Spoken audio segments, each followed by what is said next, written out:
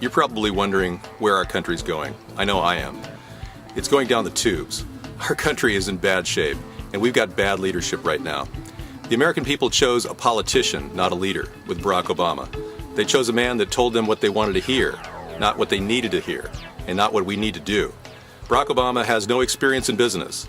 He clearly is running this country into the ground, spending way too much money, $3.2 trillion within the first 100 days. That's a big mistake. My goal within the first 100 days of my presidency, if elected, will be completely different than what Barack Obama has done. Number one, I want to find the waste first and foremost, present it to Congress, and cut at least 50% of it, because I'm sure they won't be willing to give up 50% or more of their pork barrel projects. But that's realistic. If we find the waste, we can trim our budget and find that waste and direct it toward a program to build jobs in our economy. That job opportunity will mean people getting an education within 6 weeks to 6 months in jobs like solar panel installation, wind power maintenance and construction, and creating plug-in hybrid electric vehicles and maintaining them. Our goal is to help our highways throughout the nation, and those jobs are pretty much shovel-ready jobs. People can start doing that. And I have mentioned our homestead renewal plan, where people don't need any training at all. They can start working immediately, laying carpeting, putting paint up on walls, fixing electrical systems, and they'll work with trained technicians, so they'll learn a trade while they're getting a service income, while they're getting money to help have a living wage. And that will give them points that they can apply toward home ownership. These are solid foundations to build our nation on. If we don't start cutting the amount of money we're spending all across the nation, including in ground operations in foreign wars, we are not going to get ahead of our debt problem. We have to start stimulating the surface economy, and one of the ways we can do that is by putting money directly into jobs. $787 billion in ARRA, American Recovery and Reinvestment Act, was Barack Obama's biggest mistake. Neither Bush nor Obama have done anything to stem the flow of illegal aliens, nearly 5,000 a day, and many of them are other than Mexicans. We don't know for sure who they are or where they're coming from.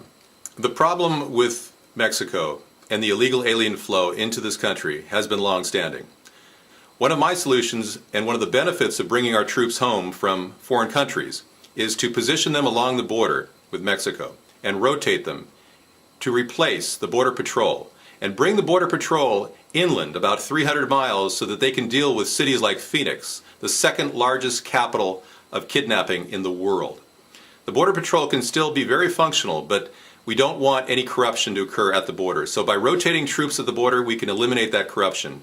And if we construct a 1,000-mile fence, electrified, along the southern border, and monitor the area for tunnels, we can begin to stop the flow of illegal aliens. And once we do that, we can give the illegal aliens in this country a chance to become citizens. It's currently very difficult to become a U.S. citizen. And if we don't step up and face that fact, we are not going to help those people integrate into our society. Many of us came from immigrant families. We have to give them a chance at least, but certainly not amnesty. That sends a message to other countries and other illegal aliens to come on in. We don't want to do that.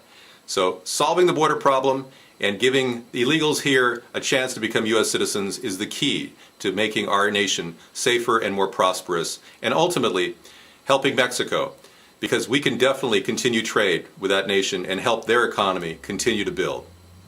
One of the biggest differences between me and Barack Obama is he wants to avoid doing domestic oil drilling. When he first became president, he fired the people working on an oil derrick off the coast of Louisiana, getting it ready to start drilling for new oil.